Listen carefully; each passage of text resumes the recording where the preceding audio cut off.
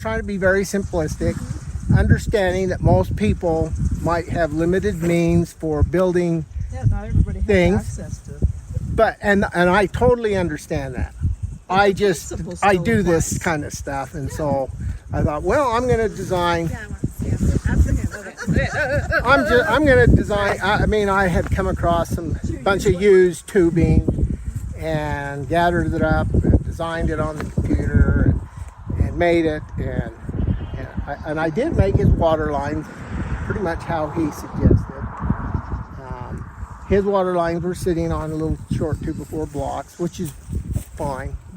I come up with, I wanted something a little bit more, I don't know, I just didn't want to use 2x4 blocks. So I found out that if I took some PVC, 1-inch PVC pipe, and drilled a 1-inch hole in the end and then clipped it, you know, I could scarf cut it on my table saw, and so I could end up with 2 pieces, you know, utilize 2 pieces out of only a piece this long. Right. And now I had a stake that I could pound in, and then that water line could just snap in there. Mm-hmm. And because you do want to get the water line about 3.5 inches above the bed of the garden, because the holes that are drilled in the water line, there are 3 holes every 4 inches. They're very little teeny holes. Yeah. You can see that on these. It's hard to find those tiny drill bits. Yeah. And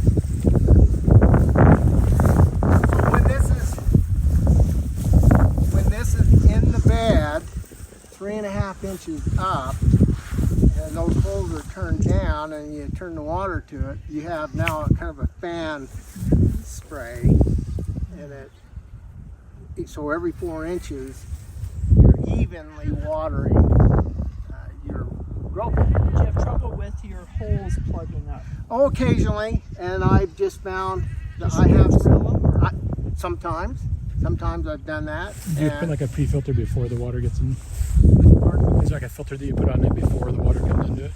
Actually, I don't. I have a surface well over there, and I pump right out of the ground, and I really haven't had that much problem. I've gotten some, made some little wires out of just some small channel wire. Yeah.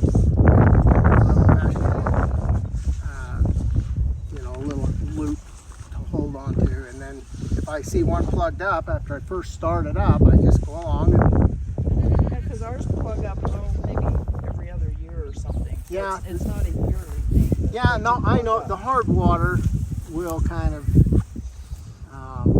work on a little bit. I was thinking about maybe devising some kind of a reamer that I could on a big long, like an all-thread rod or something, and just put it on a drill and just clear up the pipe, you know, and just kind of let it ream that pipe out, you know. But it is, you know, with the bed level, and that's what you want to do too, is you level out the bed. You know, after you form the bed, you know, rake it out and form it. I have a 2x4 there. You see it has a level attached to it.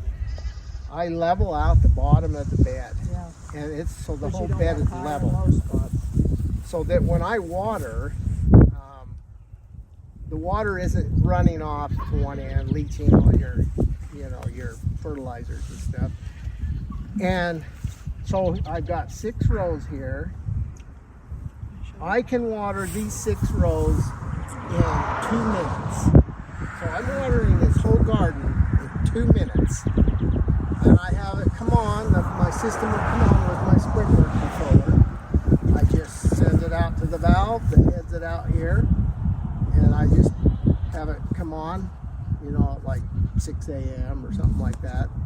And one year I had 3 sections here, and I have the control box over there, and I just had it divided, and it come on to section A for 2 minutes, section B for 2 minutes, and section C for 2 minutes.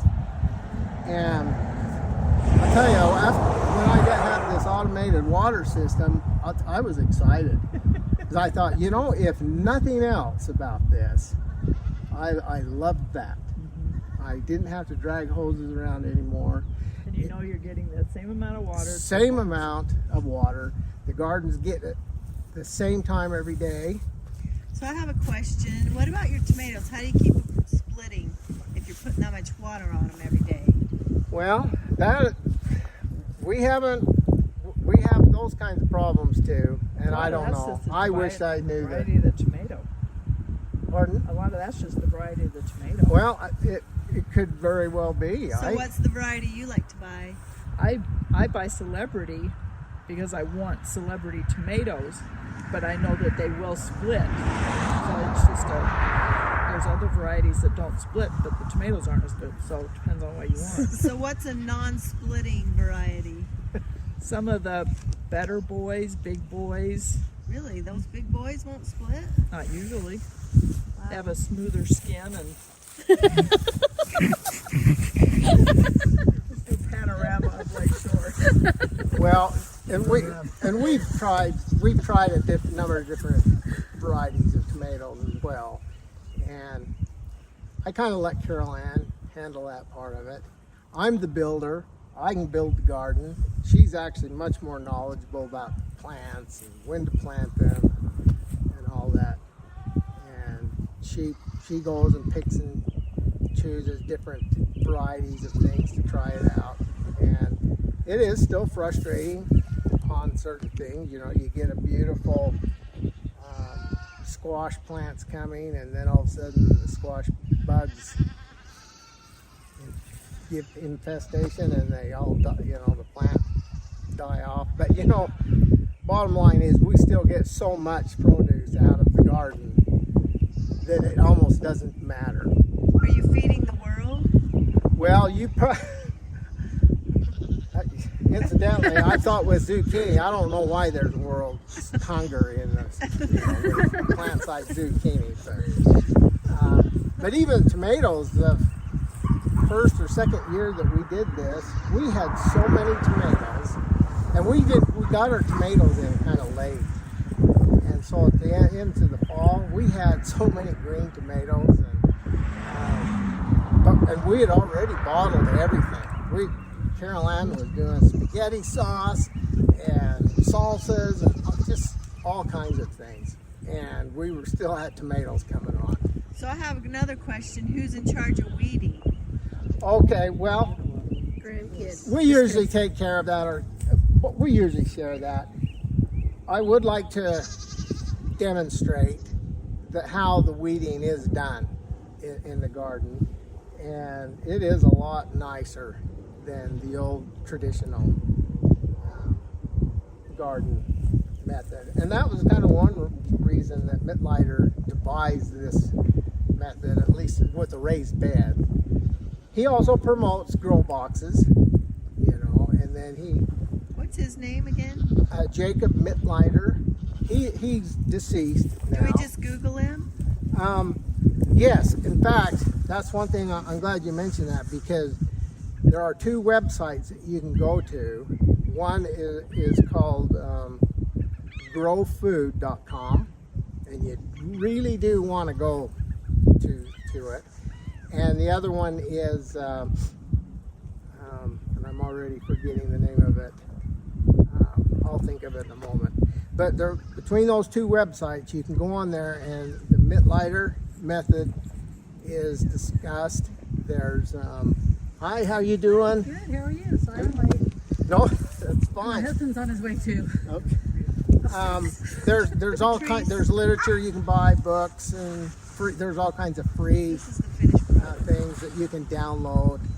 There's quite a bit of information that's, you know, about canning, So you use it. processing your food, harvesting it. So you definitely want to go visit those two sites, because there's a lot of good information with it. But we haven't had a garden for the last 3 or 4 years, but we're gonna have to get back in the swing of things, because we really do enjoy it when we have it. Because like I said, this is a fun garden. you can imagine the garden being fun, I guess. This isn't considered raised beds, though, is it? It actually is, but these beds aren't formed yet, and that's one thing I was hoping that. You're gonna move them up, make them higher. Yes, I wanted to kind of demonstrate how that is done, how to form the bed, and how the water line is situated in there, you know, all if we have time. So, but I guess we could rake up a couple of beds, or at least part of them, so you can kind of see how it's done. If you have a rake, we'll fit your hands to your rake and we can try it out. What's that? So can you pause it? I can stop it. Oh, you don't want to see it work? No, I want them to see me not work. Oh, I'm just staying behind the camera now.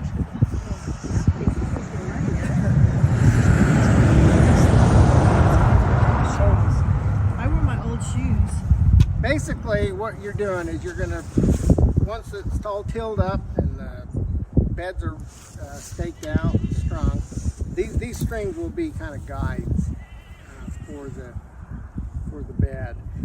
So what you're just going to bring about the depth of your rake on into the bed. Just bring that extra soil in.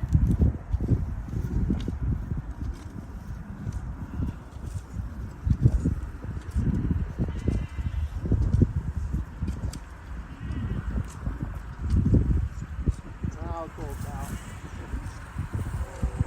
It's a nice rainstorm last night. It looks really good. Boy, we did get quite a bit of rain. I was worried. I thought I was going to have a mud hole. Only one spot that was maybe a little bit too wet. And when I come back out and till this,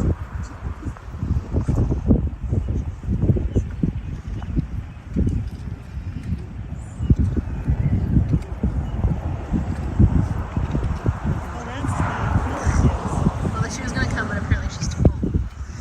Well, you That's what got she to just said. dress warm. Yeah. Tell them to bring their truck out and just bring their truck. I guess Drew wants to go home now. Just bring their drive their He can truck. drop her off. I know, the plan. He was gonna drop her off, and then she says it's too cold to get out on the truck. I have a blanket in my car. I think she's good. She'll just watch us talking to her about once you her. bring the soil into your bed like that, you can just go ahead and flatten it out.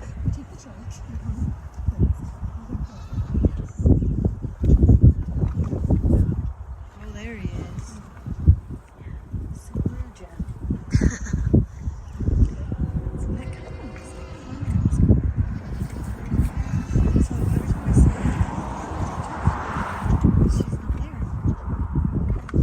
Prior to doing this, you put a pre-plant mix in it that will contain some borax and magnesium sulfate and some gypsum. Yep. Now, Planting in that row. and it's because we have rainfall less than so much per year. Now, if we was up in Washington State, and say, for example, instead of gypsum, we'd be using lime. So those are the three things, main things that we would put in for a pre-plant mix. Then, just prior to planting, then we'd go ahead and put in our weekly feed. And I'll show you that just real quick, and then I'll finish. So when I first moved here, they were telling me about gypsum. And Now this is Steve Regan carries this, and this is the Mittleider, what he calls the Mittleider Magic, and it is quite a formulation of fertilizer. Now also, it's better than chicken manure and cow manure. well, okay, so now RNC supply, they used to be in Leland, but now they've moved up more towards Spanish Fork, up by PDM. So he's a fertilizer distributor. He has gotten a call on fertilizers for gardens. A lot of people gone to him and said, "Hey, do you have the Mittleider mix?" Well, he's kind of formulated a mix of his own, and it's kind of customized for our area, our kind of general soil conditions, with the minerals and extra things that he is putting in it. And I have gotten some from him before, and I liked it, and it had chicken compost in it, and it was really good. The last couple of years, we had gone to Steve Regan and got this, and I like it as well. It is, So how often do you put it on? once a week for 7 weeks. Like just a little spray at the top? Just a No, little... so I take like a green bean can like this. Oh, we have to have that Is demonstrated. 1 pound. Okay, and these rows are 30 feet long, and it takes 2 pounds per row per 30 feet. You can do increments of these rows that you don't have to have them 30 feet. If you'd rather have them 15 feet, you'd use 1 pound for 1 can on your row. He has just calculated things out based on that 30 feet. Do you put it a little bit of ways from your plants? Like No, so after I have formed my bed, I'll put the water lines in right down the middle of the row, 3.5 inches up from the bed. So then each week, when it's time to fertilize, I'll just take a can full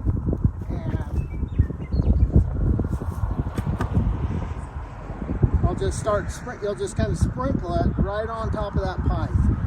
It'll just fall down on that pipe and then kind of fall off both sides. And you just kind of get used to it to where you'll go about half of your row, and now you've used up your pan, you'll get another one and then go the rest of the way. Now you've done fertilizing this row for a week. The next week you'll do it again, and you'll do that for 7 weeks. And what'll happen is that it'll be concentrated because of the salts in the fertilizer, and it'll actually be a little bit strong for the weeds, and they won't grow as readily in the middle of your bed. You'll start getting, okay, so now I need to show you, we need to kind of form up. I'll finish leveling this off.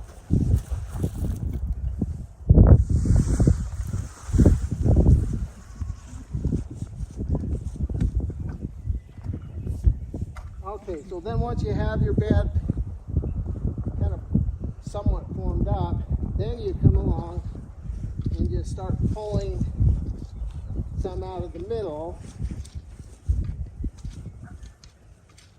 Just basically under that string. And I probably should have had that string lifted a little bit more. And then I'll show you why, the theory behind these little ridges, why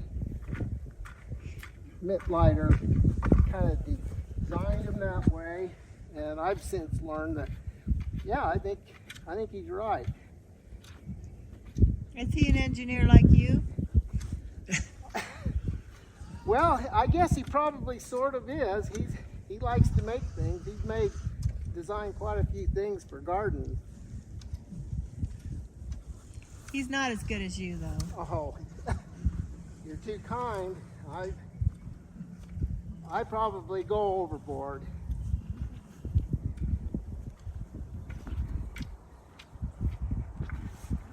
So we soil test, our ground and everything. We send it over to BYU or something like that. Okay. And they tell us what we need in our stuff. So Well, that's I think you're way. We don't do it in the garden. That's too not professional enough. But out in the fields, we do.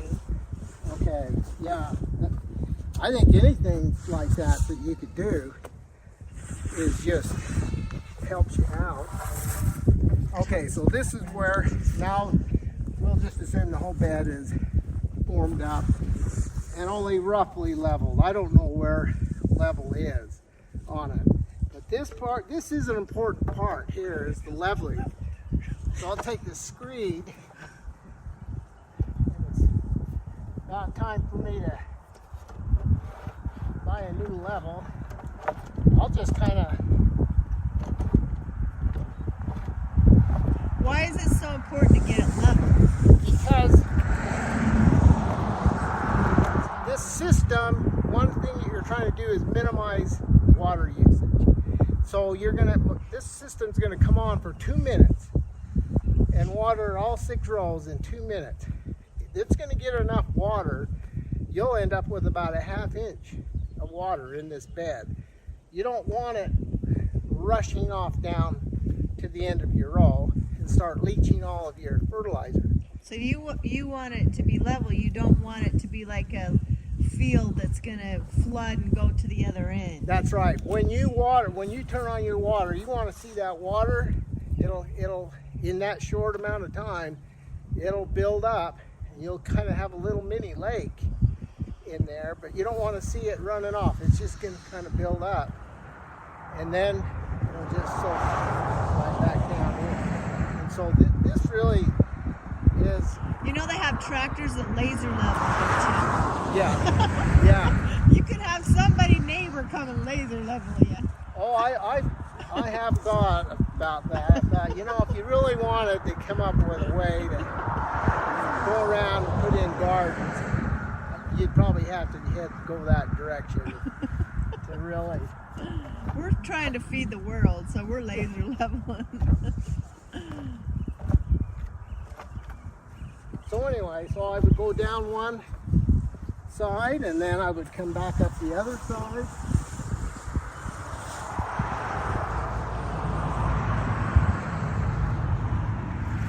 So you'll be providing all these apparatuses for the ward members, is that what you're saying? I would be happy to help anybody. Because, you know, I've drilled thousands of holes, and so I've got little, you know, jigs and fixtures to help do that. Making stakes, you know, I would be more than happy to help anybody. Okay, so that bed is actually ready to plant. Because we've already fertilized it. I actually haven't, but you know, that's what you do. So Then you fertilize it now, or you are? Yeah, I would have already fertilized it. Ah. I would have fertilized it before I raked up.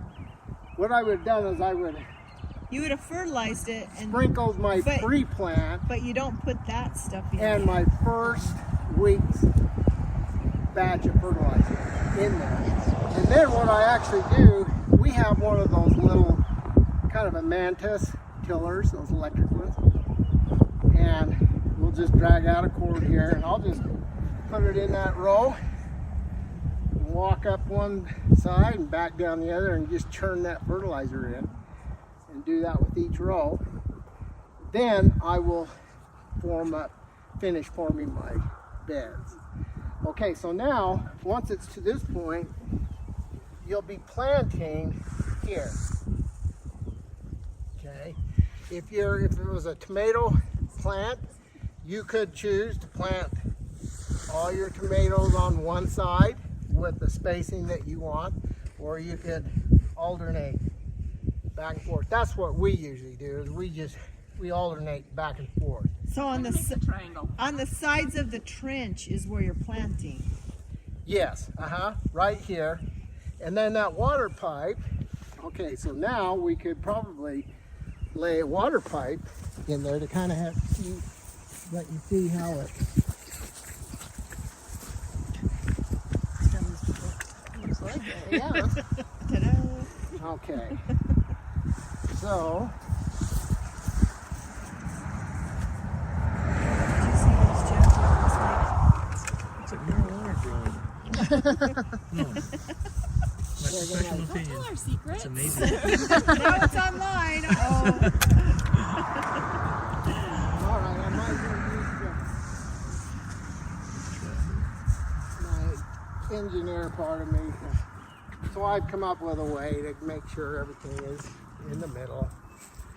You know, so Look at this. I know I know where my. Slots in his. Then I Are you just getting take a this on cap, so camera? I don't want to, because I'm going to have to pound these in. I don't want to bust those little ears off. But I have to keep track of where, I got to know where my notch is. So I would just put these in, because I'm going to pound down to my line.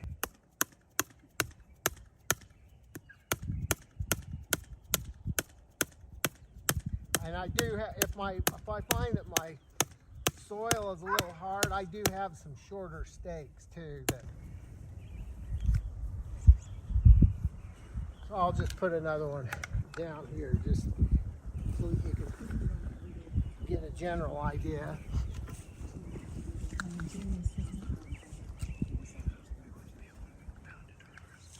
No. I know, that's exactly what I was thinking. We hit rocks. Yeah.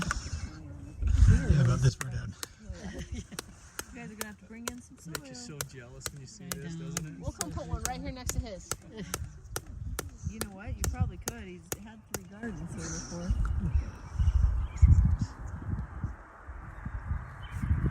That's the problem with ours. It's just so rocky.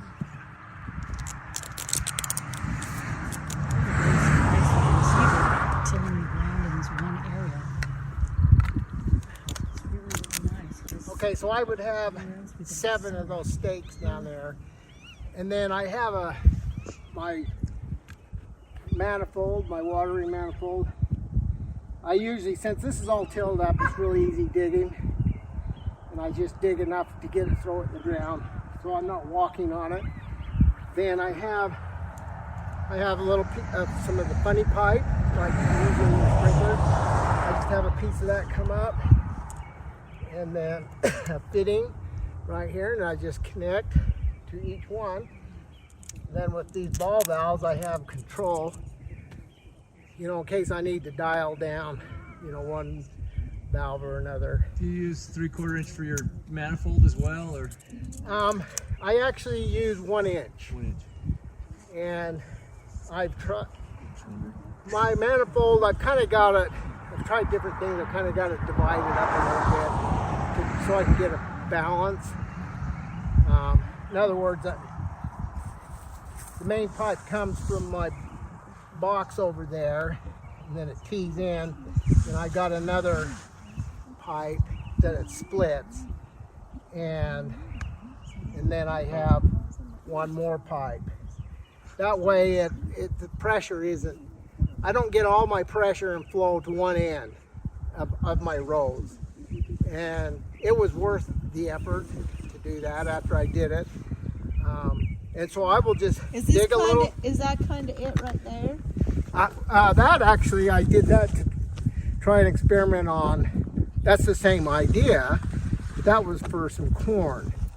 Maybe Mike some of that? Shepard had come down and said, I'll plant corn for you with my corn planter if you till up a place. So we did, and then so now we were back to having to water it with a hose. I didn't have a setup like this, and I had enough pressure and enough flow coming from my surface well that so I divided it up, and I didn't want, you know, one row getting too much and another one didn't get enough, so I just kind of set it up that way, and it worked really good, because I was getting water on 4 rows that was coming to the end of the row all at the same time. So that worked out really good. So, okay, now my whole garden would be like this. Some of my rows I would have the supports, like for anything that I want to grow vertical, like the tomatoes or cucumbers and cantaloupe and whatever. Show the supports. Do the then- supports have netting or wire or anything that go across them, or are they just? No, They work just fine. okay, so, and that's one reason why I've designed my support the way I have it. There's two pipe going up at the top, in line with this row and you know, where the plants are. Okay. And then at the bottom I have a wire that I stretch.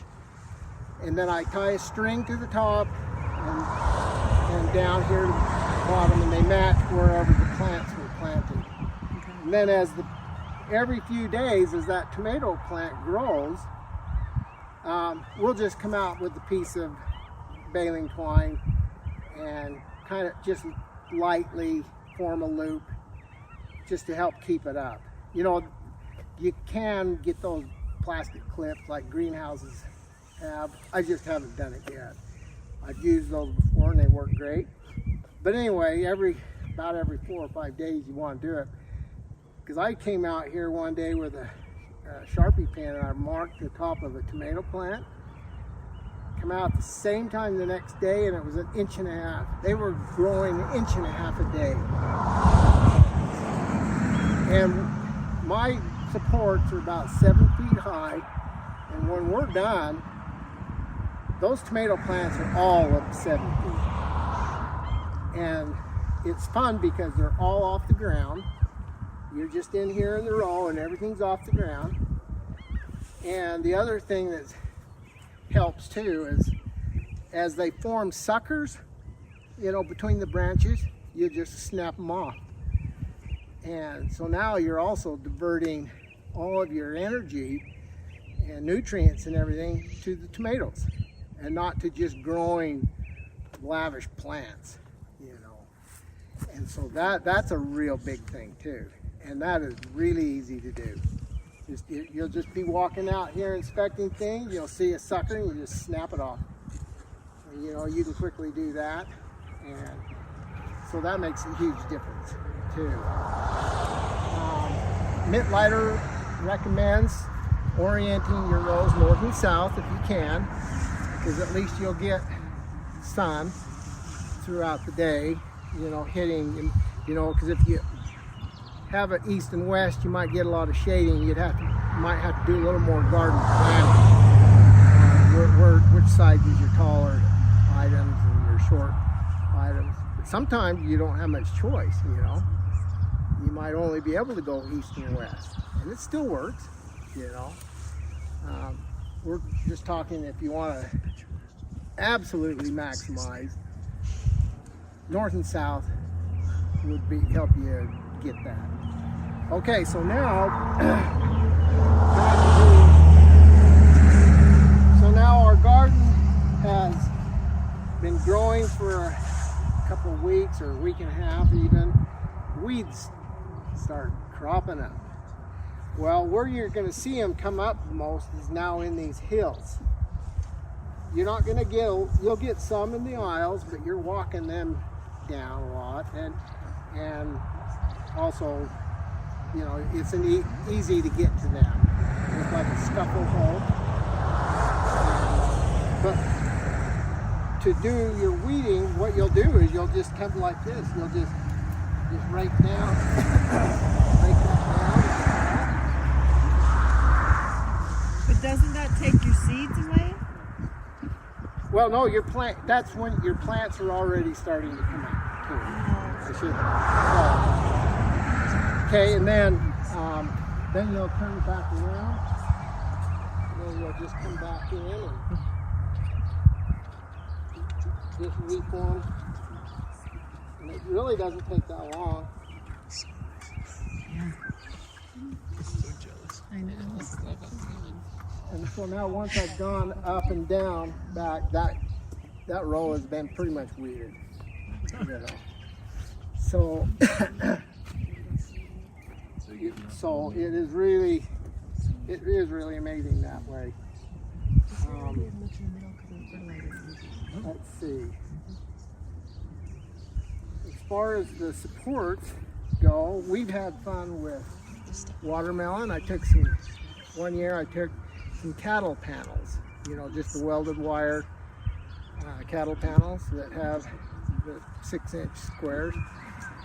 And I made some hooks to hang off of my rails on the top. I had the cattle panel so it hung right in the middle. And we did it one year when we did some watermelon. All the years previous, we just did the watermelon like you'd normally do it. They'd just be out on the ground, spreading everywhere. We just didn't really have much success. So with those cattle panels, I made some little shelves.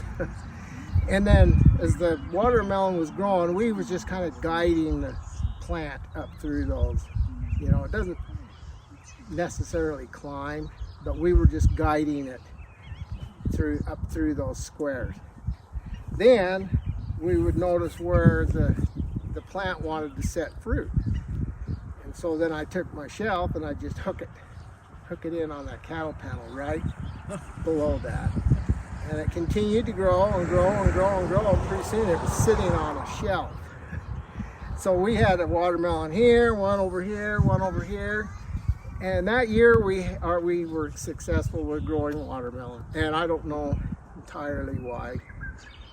I don't know if it was just mainly because we were off the ground or what. But they worked, and it was kind of fun. They taste so much better too. When than trying to get them at the store, they just taste so much better. Because we've had success with watermelon and cantaloupe, and they're so good. Oh yeah, and like cantaloupe the same. It's a difference between a store tomato and a homegrown tomato. Yes. Just the taste is so better because they're picked at the right spot. They're not picked green. Yes, and of course we all know how good Utah tomatoes are. That's why we want to grow. And in one year I wanted to try some potatoes. Potatoes weren't expensive or anything. But it was just I wanted to try it. So I devoted about a half of a row to some potatoes. And I made, also with cattle panels, I made these short panels that I could pound some stakes down through some little pipe I had welded onto them. So they were about this high. So basically it was sort of like a fence on both sides of the row. And then I took just some roofer's felt, 30-pound felt that I had left over from a job, and I just kind of put that in to hold the dirt. And so I filled that up with dirt. And it was kind of a sandy, I mixed some sand and whatnot in there. And then I had my water line going through there, so I had some old roofer splashing, and I just formed a little tunnel out of each piece. And I just put over the water line so that I could finish filling up with dirt. So my water line just went down through this little tunnel, and then after the plants got up fairly high, we tromped down the plants, and then they come back, and I think we tromped them down again and covered them with dirt. Did that a few times, so basically hilling them. And the potatoes worked out really good. And we had a bunch of carrots too. And then later on, past fall, as winter came and we started to get snow, we'd taken a bunch of our leaves that we raked up and put on them. So it was really fun, especially the carrots. We'd pretty much harvested the potatoes. But the carrots, it was really fun coming out here and digging through the snow, and digging up those carrots that were crisp and cold and perfect, and then just covered them back up with the leaves in the snow, and took them in and ate them, and it was really I fun. bet they tasted marvelous. Oh, they were just perfect, really good. That's genius. There's other things we've tried. We haven't been successful, but we just need to hang in there. We tried some celery, but I don't know if any of you ever had much luck with celery. If you have, I'd love to have you tell me how you did it. Rhubarb? Have you ever done rhubarb? We haven't done rhubarb. We've got a lot of rhubarb. Do you? Yeah. 12 plants. We have like 12. They grow real good. I want to really try to do rhubarb this year. We've done corn, and corn does really good. Yeah, it's amazing what the corn getting that fertilizer and that regular watering like it does. And so, yes, we've had quite a The number corn of is plants. as high as an elephant's eye. Yeah, and we had sunflowers, and it's really been a lot of fun thinking back on it, what we've done with it, and a lot of it's just been experimenting. We just wanted to try different things, you know. And one year, I had extras. I had another section planted right here, but I didn't really want to use it. We used this. So I talked to Kent and Dorothy Wetzel when they were here, and I said, come on down and use it. Just plant it. It's going to get water every day. I'm going to fertilize it every day or every week. And so they did. Dorothy came down and planted things that she wanted in it. And every so often I would see her out here working in it. And it was nice for her because she didn't have to, fool around with water or fertilizer. So it was fun. And if any of you want to do that too, I'd be more than happy to fill this up Sign me up. and put in more garden. much If everyone from anybody West Mountain. wanted to. No, seriously, I know. All the West Mountain people just raised their hands. Yeah. All the Rockies. What about pest control later on? Like, do you use anything or just kind of? Well, probably just. Oh my 7 goodness, dust. the pest. Do you do 7 dust for all your We have. squash? Although, when you start reading through Mittleider's methodology, he is trying to. I don't think he's a hardcore extremist, but I think he's trying to promote, just doing things more organically, and he's kind of saying how these gardens can do that. Now, I haven't really headed off in that direction. He to probably really doesn't research live out in- what he's doing. I don't think he lives in Lake Shore, because our bugs will just laugh at that. Oh, but they would, especially the squash bugs. One thing we did, now for aphids at least, and the little bugs, we when we first planted our garden, we bought a bunch of bags of those ladybugs from the nursery. Just a bunch of them. We just let them go in the weeds. Now we've got hundreds and hundreds of ladybugs crawling everywhere, and so So are the ladybugs? that was years ago. Did they do their job? I mean, did they kind of solve the problem? I haven't seen any aphids, so Okay, well, see those are the fun things to share with everybody to try. We certainly don't have all the answers. I don't. Like I said, I'm really good at building things, and that was why I started gardening. I'm actually quite ignorant when it comes to the science of it all, and plants and all that stuff. But I'm willing to learn and want to learn. So what are you going to grow this year? I have no idea. We definitely want tomatoes. Tomatoes, corn, and Tomatoes, peppers. I'll tell you, onions and for salsa? jalapeno pepper. We're jalapeno people all the way. Really? Yes, we love. What's our last name? Oh yeah, we love like jalapeno poppers and stuff like that. Wow. I think you could probably have another business with a little stand out here marketing these little apparatus things that you've rigged up. It's like, wow, that level on a board, that's really, I want to do that.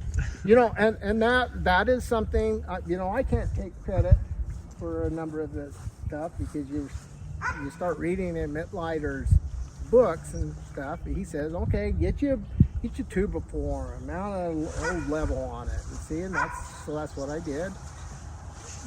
Really, a lot of things I've just taken from his. So this is a Mittleider method, but it's my take on it. Okay, so please understand that. I don't, mean to try to you know, I might have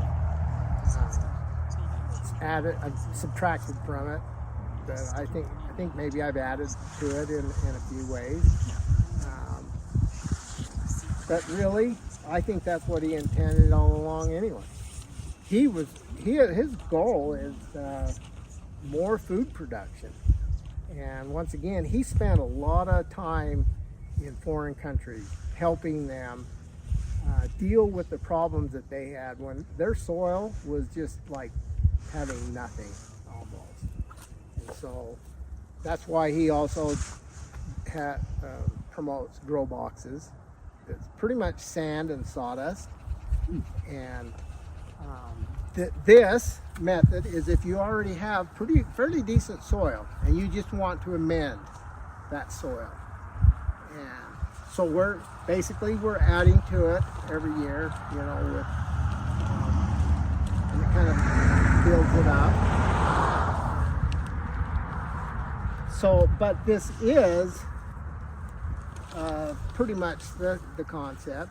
He says, so there's 42 inches, 3.5 feet between each row. Each bed is 18 inches wide. That is, if you go into his, the information that he provides, that is exactly what he likes. These beds are 30 feet long. That's what his is set up that way. But then, as I mentioned earlier, if you don't have the space for 30 foot long, it says cut it down 15 feet.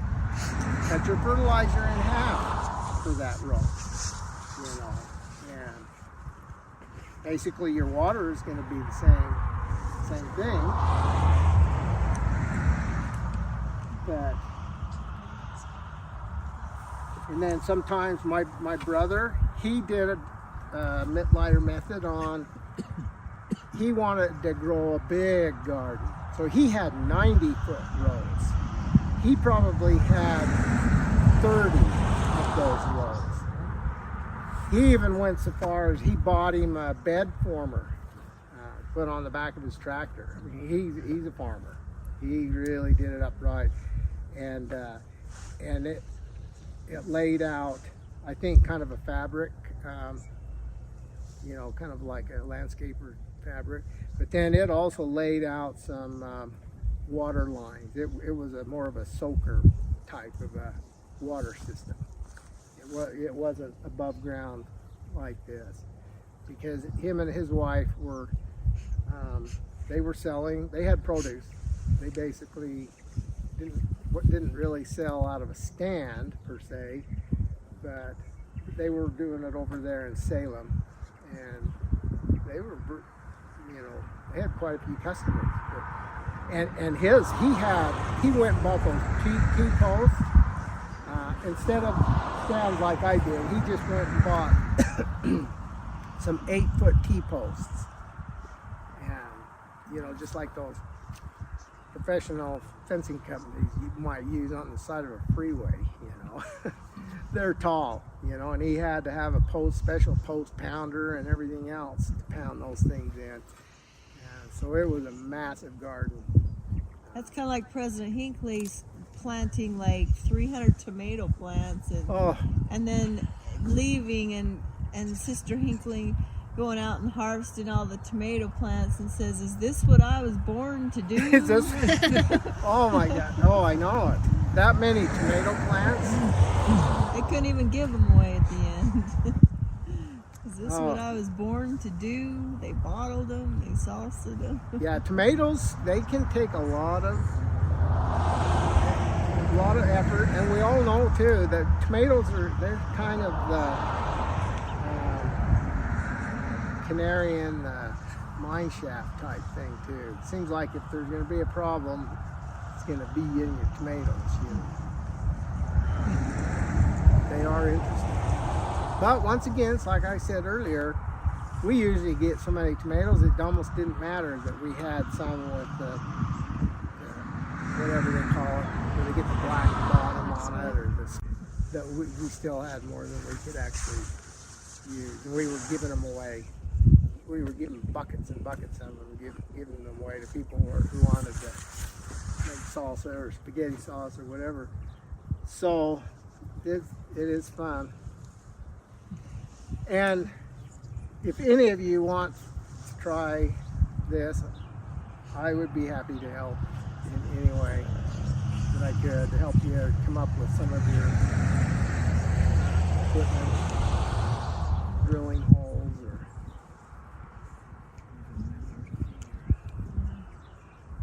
yeah, somebody once, they saw these T-posts in the ground, they says, didn't that take a long time to pound those T-posts into the ground? I didn't, they weren't full length.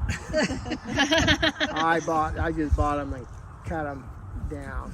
See, now those are taller, because what'll happen is after I form my bed, I'll pull the strings off and I'll take my uprights and put them on there, and then there will be 2 uprights in the middle on each of those rows. Then those pipes over there, they will be up at the top, in line with the plants. And when those have been fun too, but we've really done quite a bit with these.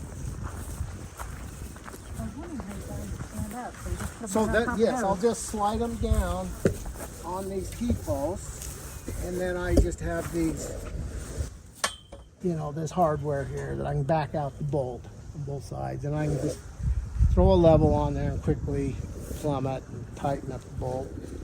My pipe rails will go through these up above. They'll be about this high.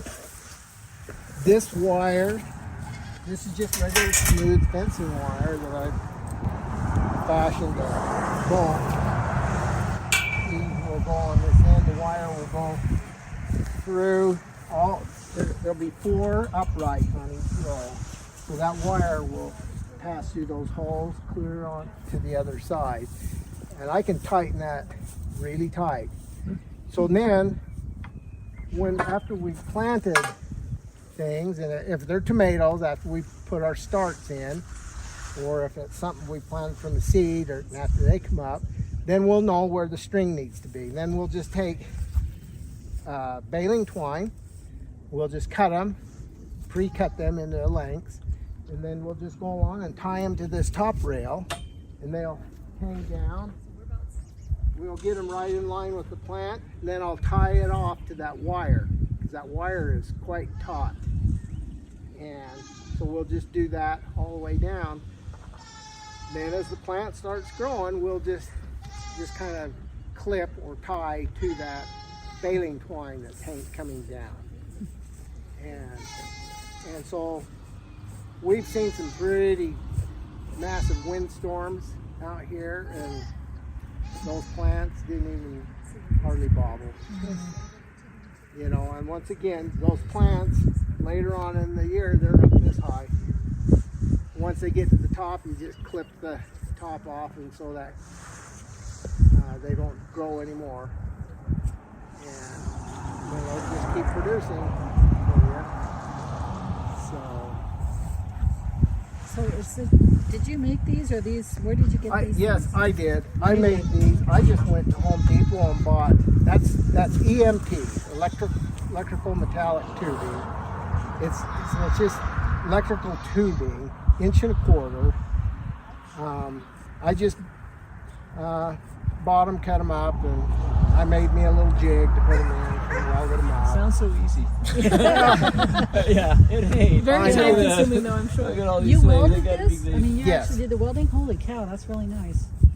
And then once again, Mittleider, when he talks about garden supports, he's talking about maybe just something made out of wood, a single post with a T top, and so then he kind of digs down at the ends and sort of plants it like you would a post. That's just fine. Works great. I did this because I'm weird. I do. No, I get it. It's a hobby. Yeah, I totally get it. I do this sort of stuff, Yeah. and I'm an engineer. I mean, I sit at a desk all day and design stuff. So I love to build. So That's ingenious. Seriously.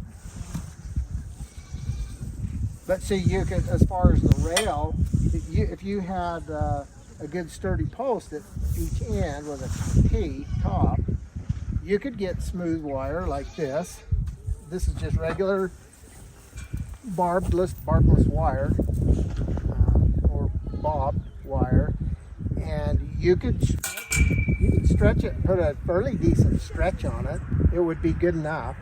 It might sag a little bit, but you could still tie off to it with some baling twine, and that would work plenty well.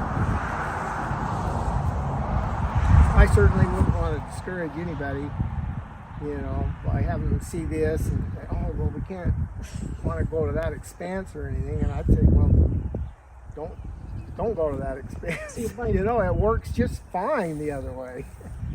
If you see something like this, you go, man, that's what I want. Jeff! Well, the year I took those pictures when I built that garden, I had people stopping because they want to know if I had conducting some kind of a test. I had a test garden. No, I just don't have a job. And literally, what have I got? You know, between hunting for work, I come out here and hunt and attack weeds. You know, it was one of the few times we've ever had nearly a totally weedless garden. That's so amazing. You think maybe like a 4-foot height would be okay for that situation? Because that was like a 6 foot. I think you could, because if you're doing tomatoes, you would just clip off that growth tip, because you wouldn't want that plant to just keep getting unruly. You can clip that off, and now that sets that height, but the plant will now just keep producing for you, and you know, there's absolutely no reason why you couldn't do that. That would be a little bit more doable. Yeah. A little more manageable. Yeah, this is a little bit tall. I've got a little wooden stool I have to stand on, to get to the 7 feet. So it is up there quite a ways. So is there a specific trick to get your tomatoes to kind of stop growing so many branches and start just making more fruit? Yes, so that's when you want to clip off the sucker. So when you have you have your trunk of the plant, when you have a main branch, almost invariably out of the crotch of that branch, you'll get a sucker start growing. Well, while it's young, it'll just snap off, just break it off. If you let them go, they will turn into as big of a branch as the main branch underneath it that goes out to feed the fruit. And so now, and those will be huge. And so you've just fed all of your water and nutrients and everything are going to that branch too. And so you snip those off, and now you've just gotten rid of, by the time you do that to several of those on one plant, now you're diverting a lot of energy into your fruit instead of those plants. And plus, the other thing that does too for you is now you've opened things up. Things are more airy, you got sun getting in there. You know, so it's a win-win all the way around. And it's so quick and easy to do. I didn't know that until I started studying this Jacob Mittleider stuff, because I was going through, and he tells you how to diagnose problems. That's where I fall short. I need to spend a lot of time and I'm reading what he says, how to diagnose, you know, these little quirky diseases and other problems that crop up. I look at it and say, I have no clue what's going on. Carol Ann is a lot better than me, but that information is there if I'll just take the time. So if you go on to either one of those websites I mentioned, it's all there too. There's just lots and lots of information. So, I just remembered the name of the one. So there's foodforeveryone.com, or no, .org. Excuse me, foodforeveryone.org, and then the other kind of a companion one is growfood.com. So go to either one of those, and now you'll have more information than you'll know what to do for gardens. and it's all in support of this type. He even he's made references to another method, and I don't know actually what it means. They call it food by the foot. You know, he's got the raised beds, the grow boxes, and then he keeps referring to food by the foot. I'm assuming that another type of, slant on growing. I don't know if it kind of follows a little more of your row crop type methods or what. If you went and read about it, you'd know more than me already. but there's more information there than any of us have probably ever consumed. So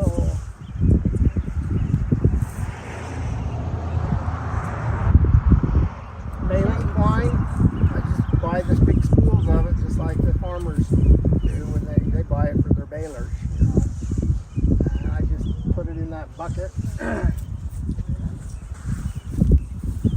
I find that I just use water with it. It's cheap enough,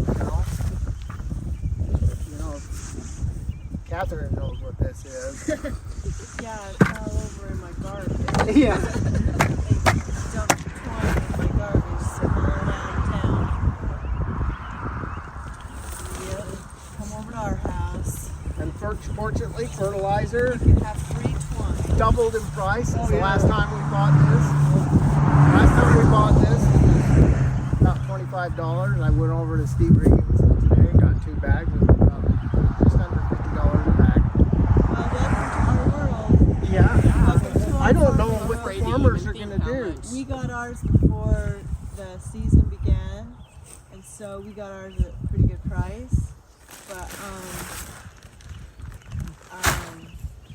those that waited, they're toast.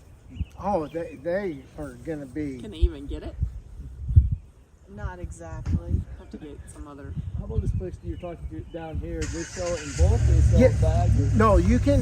If you take a container, whether it's gunny sack or a garbage Like a plastic garbage can or a One of those garbage blue barrels. can, whatever you have, you can buy it to fill that, and he'll just sell it based on the thing. And I have found him to be quite reasonable, and I thought his product was very good.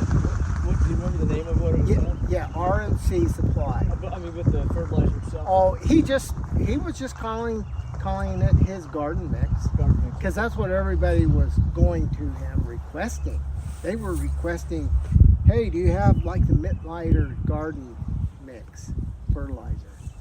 Well, he was getting enough Where's call that? for that. Springville? No, over here where the Utah auction used to be. The fertilizer place that used to be right Remember, there by Leland Mills. just west of PDM Steel? Right on the track, right? Yeah, right by the railroad tracks. Wow. See, he used to be up in Leland.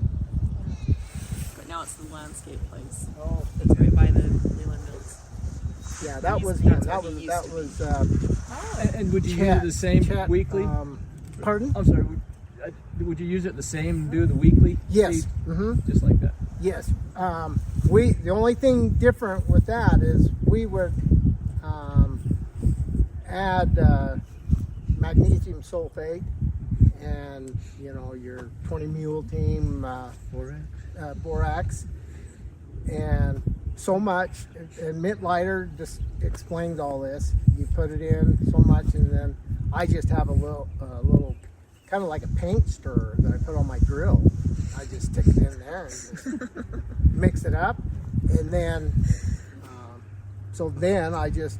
we always know what if we're feeding based on that can. There's 1 pound per scoop, and it works out really good.